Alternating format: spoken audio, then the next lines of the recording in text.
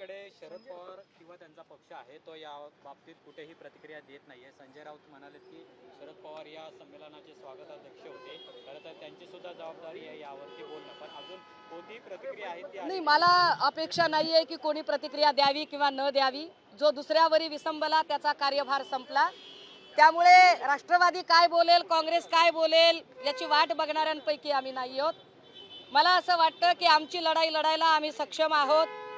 ज्यांना त्यांच्यासोबत मंच शेअर करायचे त्यांनी शेअर करावेत, ज्यांना त्यांचा पाहुणचार स्तुतीसुमन जे करायचे ते त्यांनी करावं। आम्हाला त्याच्यावरही काहीच आक्षेप नाही, बोलायचं नाहीये। आमची लढाई लढण्यासाठी आम्ही समर्थ आहोत, सक्षम आहोत। त्यामुळे कोण काय बोलतंय किंवा बोलत नाही हा मुद्दा माझ्यासाठी महत्त्वाचा नाही। शिवसेनेमध्ये भास्करदादा जाधव असतील, नितीन बानगुडे असतील, अंबादास दानवे असतील, सुषमा अंधारे असतील, खमकी लोक आहेत आणि आम्ही पुरेसे आहोत।